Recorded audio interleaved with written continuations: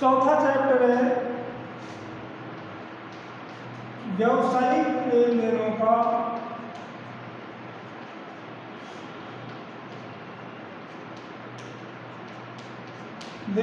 का अभिलेखन।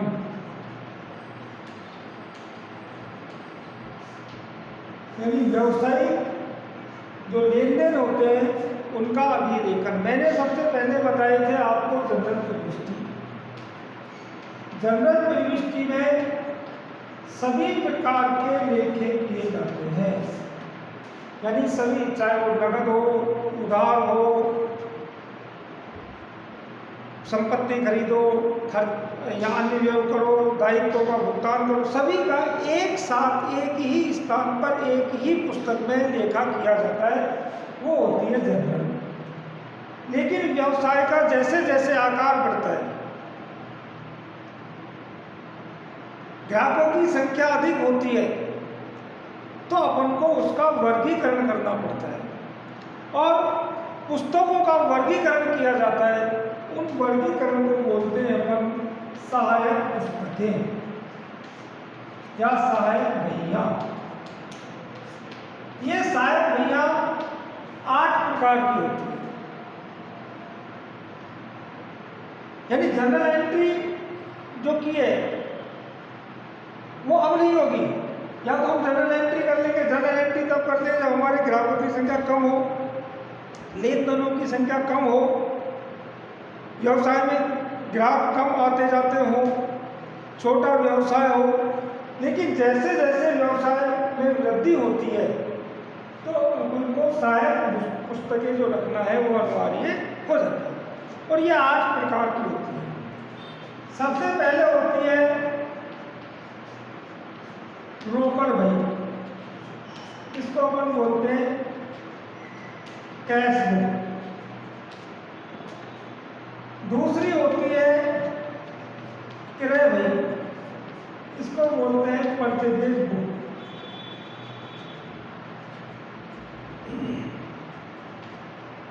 तीसरी होती है क्रय वापसी बही, परचेज रिटर्न बुक। चौथी होती है विक्रय बही,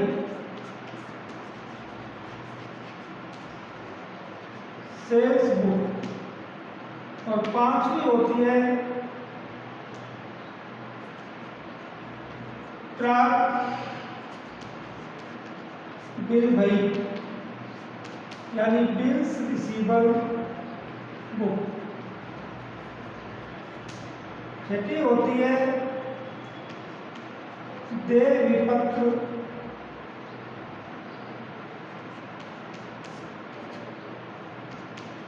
बही, बिल्स पेबल बुक। 7वीं होती है विक्रय वापसी बही,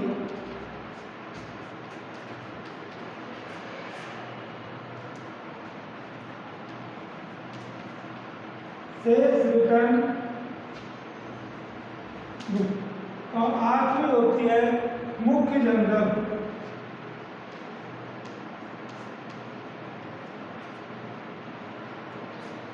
जनरल प्रॉपर।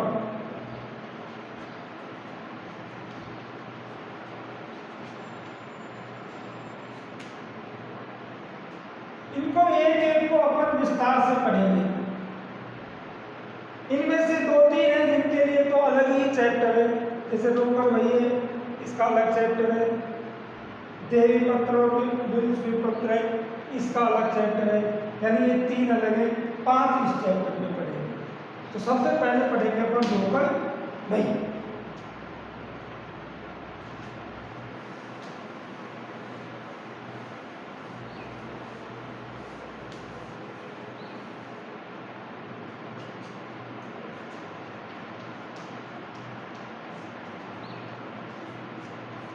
Cash book.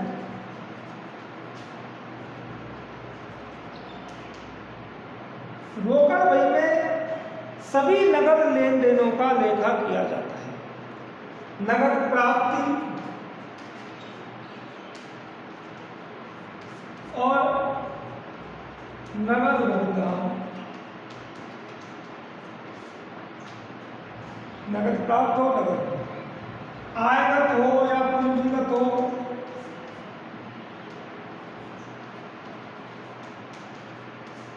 दोनों प्रकार के हो, किसी भी तरह के व्यय हो, चाहे प्राप्त आय हो, किसी संपत्ति को खरीदते हैं, नगद संपत्ति को बेचते हैं, नगद माल खरीदते हैं, माल बेचते हैं, इन सब चीज का लेखा रोकड़ बही में किया जाएगा। केवल इसमें एक ही शर्त है कि नगद प्राप्त होना चाहिए और नगद भुगतान होना चाहिए। इसके अलावा इसमें और कुछ भी नहीं होता। इसका अलग से चैप्टर है कि रोकड़ बही कितने प्रकार की होती है, 4 प्रकार की होती है, उनको अपन कैसे, इसके लिए अपन अलग चौथा 5वां चैप्टर है जो पढ़ेंगे। तो उसके बाद है क्रय बही।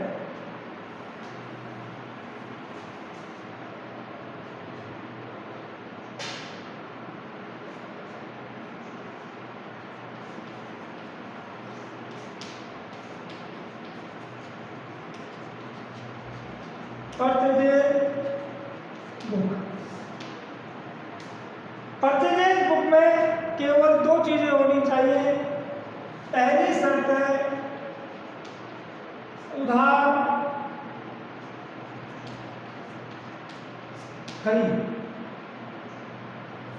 यानी उधार खरीद होनी चाहिए, और वो भी क्या होना चाहिए, माल खरीद, यानी 2 स्थिति होनी चाहिए जब उधार माल खरीदते हैं।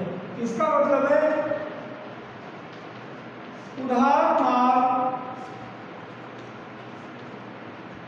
खरीदने का लेखा, उधार माल खरीदने का लेखा क्रय बही में किया जाएगा।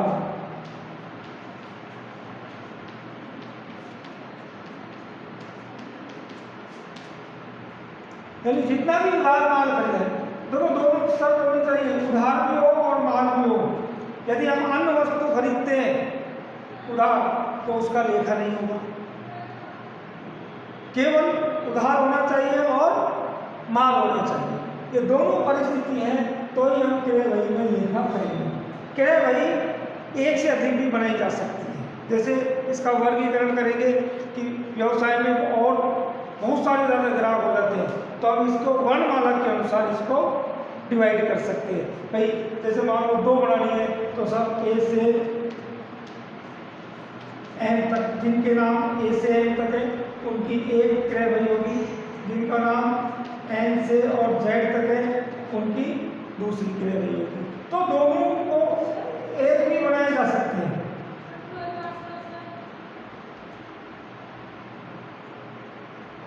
आज तो एन से और जेड तक, राइट। और अगर मान लो हमारे पास ग्राहकों की संख्या कम है तो एक ही बना लेंगे जिसमें ए से और जेड तक के नाम आएंगे, उनको सबको एक ही स्थान पर लेखा कर देंगे। तो इसमें 2 शर्त होना जरूरी है, एक तो उधार हो और एक माल हो। अब इसका प्रारूप कैसे बनाते हैं?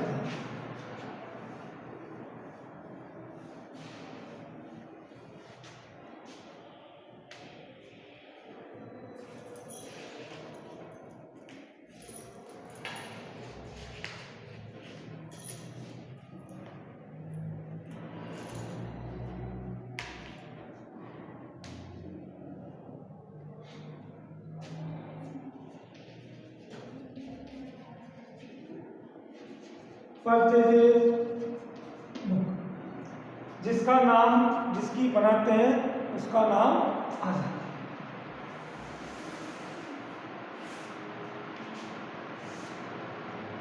सबसे पहले date,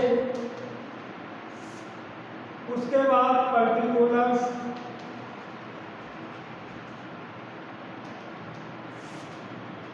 invoice number, F, invoice number, यानी जो बीजक मूल्य होता है, बीजक मूल्य उसकी रसीद संख्या आ जाती है। इसके बाद आता है लेजर, एल, लेजर फॉरवर्ड, और उसके बाद आता है अमाउंट। अमाउंट डिटेल्स आ जाती हैं और नेट अमाउंट, ये इसका प्लस। इसमें डेबिट क्रेडिट नहीं होता।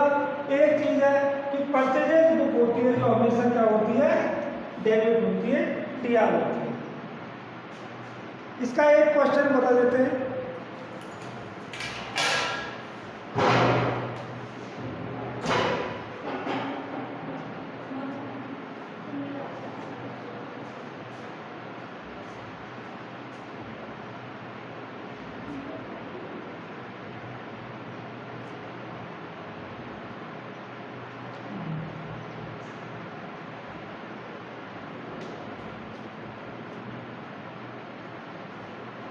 निम्नलिखित लेन देनों का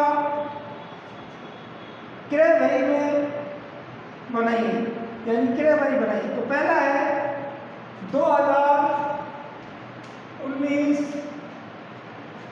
जुलाई 1, क्या क्या है, रूपम क्लॉथ स्टोर से खरीदा, यानी ये जिस संस्था से खरीदा जाता है, जिस व्यवसायिक संस्था से खरीदा जाता है उसका नाम आता है। तो जैसे रूपम है,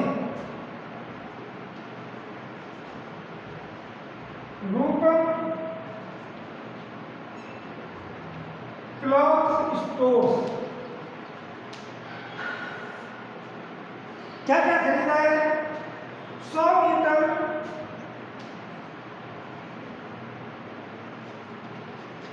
लट्ठा कपड़ा है, नाम है कपड़ा, रेट ऑफ 20 रुपये पर मीटर,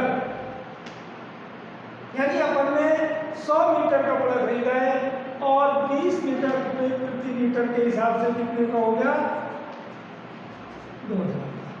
दूसरी वस्तु इससे खरीदी है 50 मीटर सिल्क,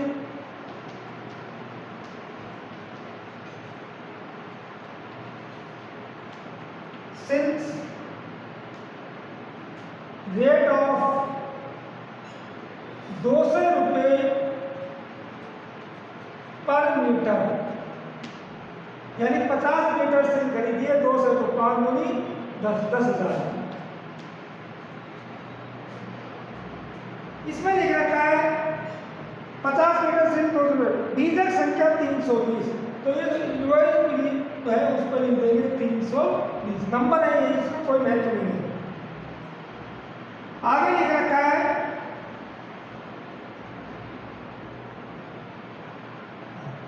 इस पर 10% व्यापारिक बढ़ता, तो देखो कुल कितना हो गया, 12,000 हो गया, लेस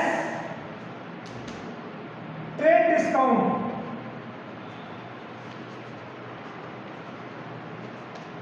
12,000 का 10%, 1,200, तो नेट अमाउंट हो गया 10,800।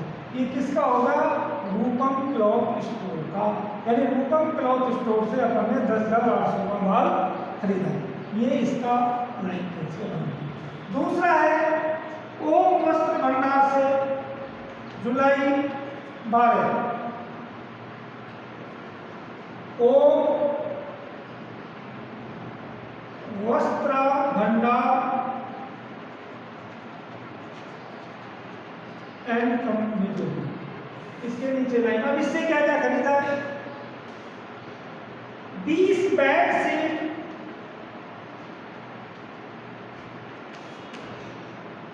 रेट ऑफ 150 रुपये पर सीट,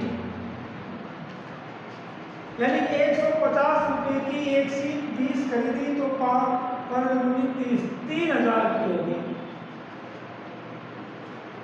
दूसरी इससे खरीदी अपन ने 3 दर्जन नैपकिन, 3 दर्जन नैपकिन, 3 दर्जन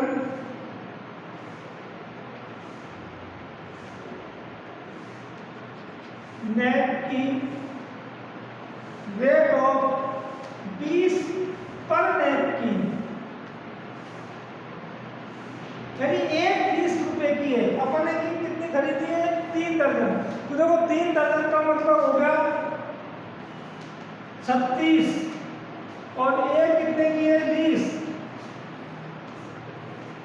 720, यानी 720 रुपए की अपन ने नैपकिन खरीदी। इसका हो गया टोटल 3720। अब इसमें भी अपन ने 10% डिस्काउंट दिया है, लेस 10% ट्रेड डिस्काउंट 3,772 रुपये। क्या है हमारा? 8, 4, 3, 3।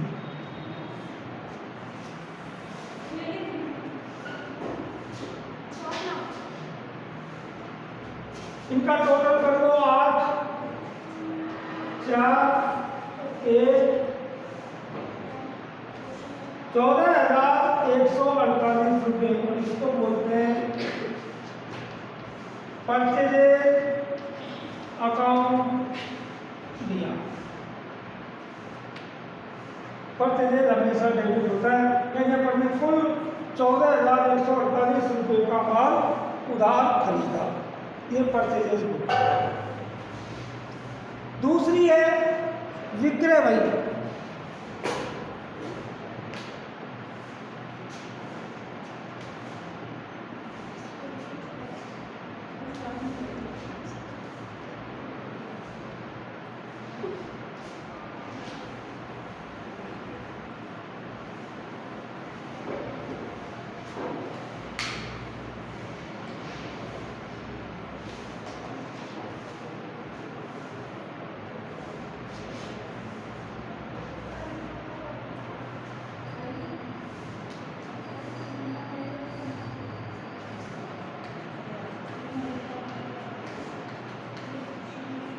विक्रय बही इसको बोलते हैं सेल्स बुक।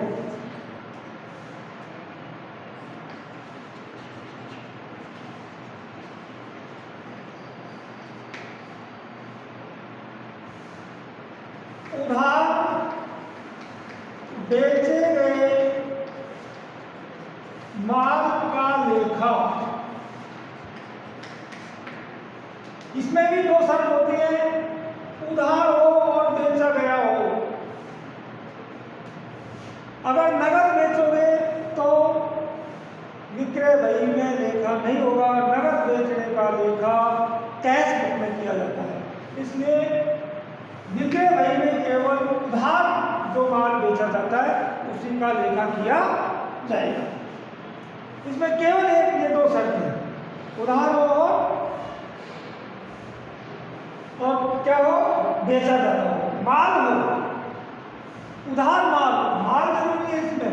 अपन अन्य कोई संपत्ति यदि उधार बेचते हैं उसका लेखा नहीं किया जाएगा। केवल माल होना चाहिए, उधार होना चाहिए और वो भी बेचा जाता हो। उधार माल खरीदते हैं क्रय बही में, उधार माल बेचते हैं विक्रय बही में। इसका प्रारूप भी उसी प्रकार बनेगा।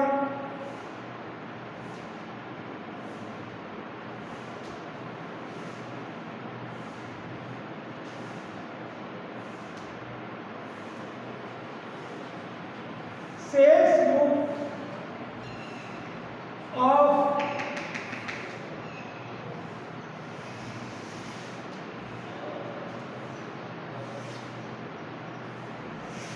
डेट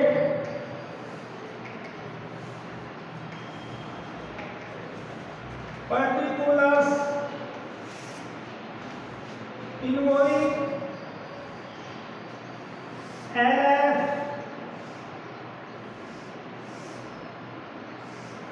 और डिटेल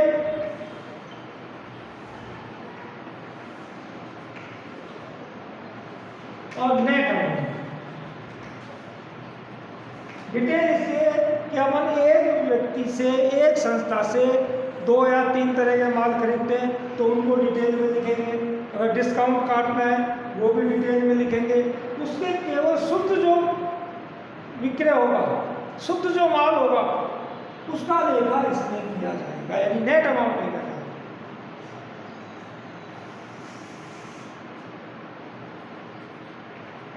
इनवॉइस नंबर और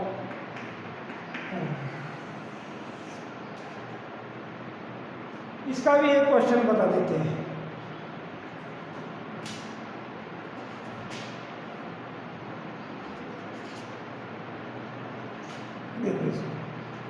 निम्नलिखित लेन देनों का विक्रय बही में लेखा कीजिए। इसमें 2019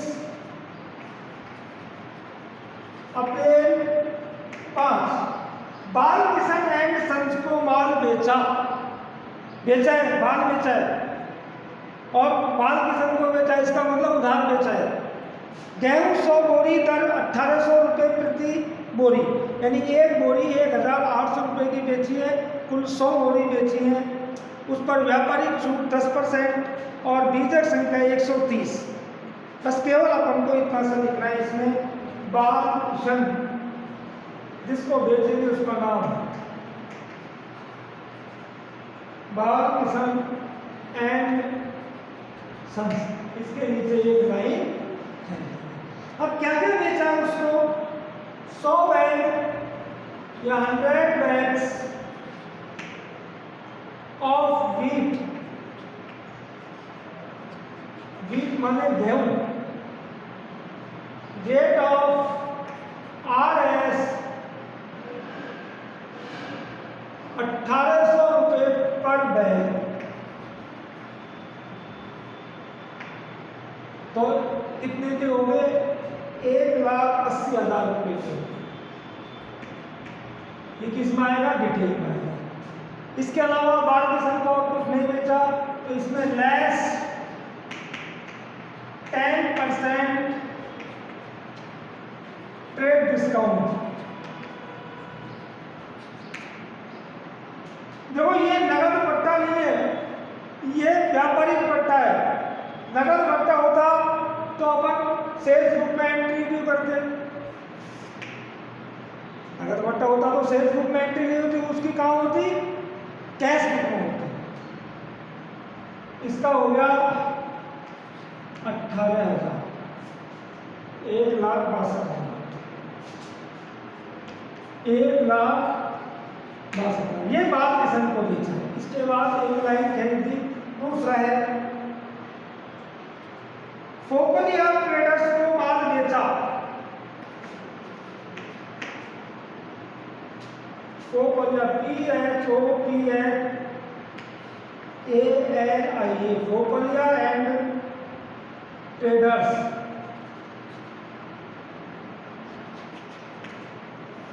इसको क्या क्या बेचा है? फोकलिया ट्रेडर्स को माल बेचा, गेहूं 50 बोरी दर 1800 रुपये प्रति बोरी। इसको भी अपन ने 50 बोरी गेहूं बेचा है, और वो भी कितने? 1800 रुपये। तो 50 bag of wheat, rate of RS 1800 पर बैग, यानी 90,000। इसको भी 10% व्यापारिक पट्टा दिया है, लेस 10% ट्रेड डिस्काउंट 9,000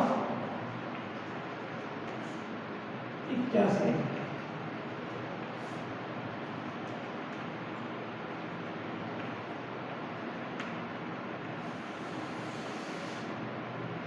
यानी कुल माल हमने इस महीने में या इस साल में जो भी आता है, एक महीने का आता है, एक महीने का, साल भर का होता है, साल भर का 2,43,000 रुपये का माल बेचा है। तो सेल्स हमेशा क्या होती है? CR क्रेडिट होती है। जैसे परचेज डेबिट होता है, उसी प्रकार सेल्स क्या होती है? क्रेडिट होती है। ये आपके दो हो महत्वपूर्ण, सबसे महत्वपूर्ण है क्रय भय और विक्रय भय। अन्य कोई दिक्कत नहीं आएगी, क्रय भय, क्रय वापसी भय और विक्रय वापसी भय में ये अपन बताएंगे। पहले क्रय भय और विक्रय भय के क्वेश्चन आप अच्छी तरह कर लेंगे।